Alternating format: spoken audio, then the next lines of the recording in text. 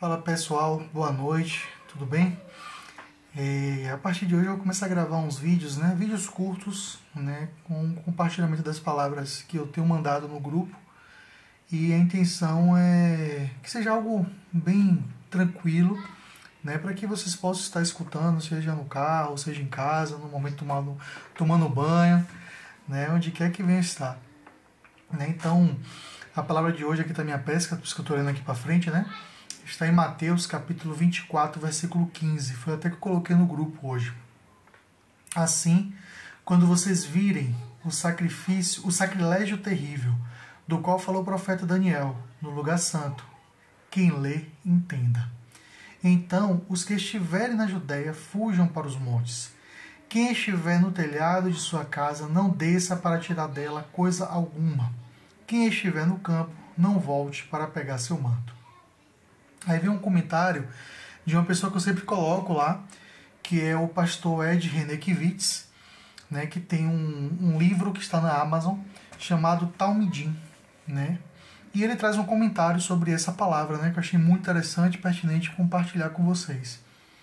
Então ele colocou aqui: Jesus se refere à profanação do Templo de Salomão, que ocorreria dali a 40 anos. Na ocasião, o imperador Calígula ordenou que os exércitos romanos invadissem um santuário e ali colocassem imagens de divindades romanas. Os conquistadores da antiguidade consideravam uma vitória completa apenas quando as divindades do povo conquistado fossem substituídos pelos deuses dos conquistadores. O teólogo e filósofo Paul Tillich diz que Deus é o nome que damos àquilo que dá sentido à nossa existência. Chamamos de Deus o que para nós tem valor absoluto. Por isso, não faz muito sentido quando alguém afirma ser ateu. Interessante, só um ponto aí, um parênteses nisso aí. Eu estava ouvindo um filósofo também, dos nossos contemporâneos, dos nossos dias, que ele também é conhecido como ateu. E ele disse que ele não é ateu, porque ateu é aquela pessoa que não acredita em nada. E hoje não existe ninguém que não acredite em nada. Alguém vai acreditar em alguma coisa, vai acreditar na ciência, vai acreditar em um outro Deus, vai acreditar nele mesmo, Então ele acredita em alguma coisa ou em alguém. Então, dando seguimento aqui. Nessas ocasiões, devemos perguntar: você é ateu de que Deus? Provavelmente dirá que se refere ao Deus revelado na tradição judaico-cristã. Mas todos somos ateus de alguns ou muitos deuses.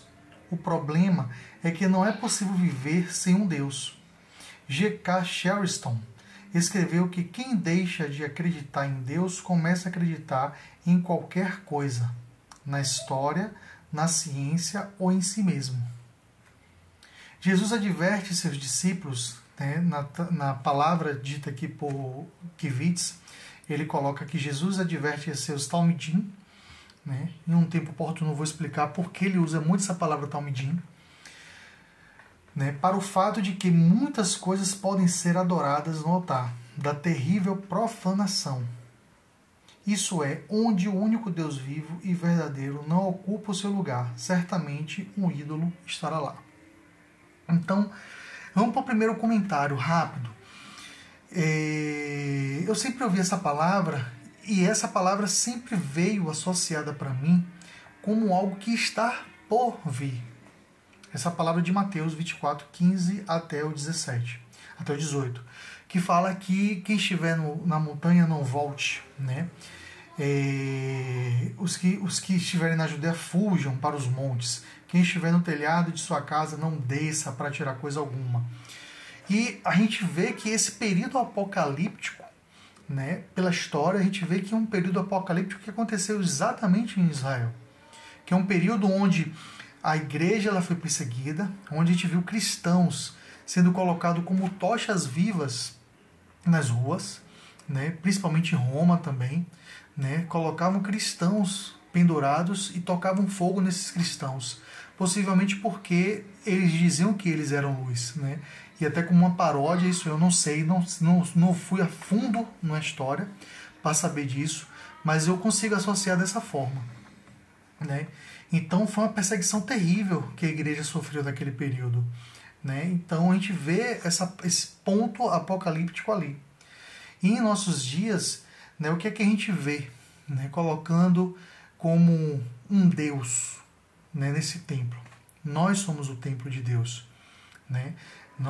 E a Bíblia deixa bem clara que nós somos o templo do Espírito Santo. Se há igreja, a igreja sou eu. A igreja somos nós reunidos, né? E nesse templo existe um altar, né? E esse altar muitas vezes ele é substituído. E quantas vezes eu, Eduardo, substituí, né, o que deveria estar no centro desse altar, né? Muitas vezes deixei substituir pelo medo, deixei substituir pela segurança de um bem que eu tenho, né? Pela segurança da minha casa, pela segurança do meu carro, pela segurança do meu trabalho, né? E conversando com um amigo também, ele chegou para mim e falou assim, eu cheguei para ele e falei assim, né, que hoje eu agradeço a Deus, mas eu agradeço a Deus com um pesar, né? Quando acontece alguma coisa difícil comigo, eu digo graças a Deus, obrigado, Senhor.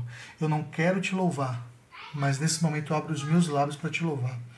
Então isso é um exercício que eu faço, né? Mas o que eu quero de fato aprimorar na minha vida não é o dar graças a Deus simplesmente por dar. Eu quero ter em meus lábios a exultação, a alegria de adorar a Deus em meio a todas as circunstâncias. Lembrando até de Abacuque.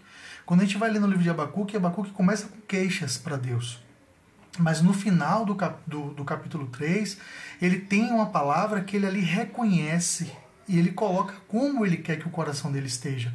Que ele diz, ainda que a figueira não floresça, ainda que os animais sejam arrebatados do aprisco, contudo, eu me alegrarei no Deus da minha salvação. Então, é esse altar que tem que estar restabelecido diariamente em minha vida, no meu coração. E é por isso que eu convido vocês também para que façam essa oração, para que o altar na vida de vocês sejam restaurados, né? E novamente, eu já falei com alguns, né? E nesse vídeo eu vou reforçar, você não precisa ir para um lugar e levantar sua mão e dizer, eu aceito a Jesus como o Senhor e Salvador da minha vida. Você pode se relacionar hoje com Deus. Você pode estar com Ele hoje, porque Ele nos deu livre acesso ao Pai. Jesus nos deu livre acesso ao Pai. Então use dessa liberdade que você tem. Não fique preso, né? Porque você tem que estar em um lugar, você tem que ir em um lugar, você tem que ser batizado para poder falar com Deus. Não é essa a condição. A condição já foi feita por Jesus. Ele nos deu livre acesso. O véu do templo se rasgou e hoje eu posso entrar lá, naquele lugar de adoração. Então basta que você e eu possamos despertar em nosso coração e restaurar esse altar que está em nosso coração, o altar da adoração, porque os verdadeiros adoradores adorarão o Senhor em espírito e em verdade. Então, boa noite, irmãos. Foi uma palavra breve, que siga para a reflexão de vocês. Deus abençoe.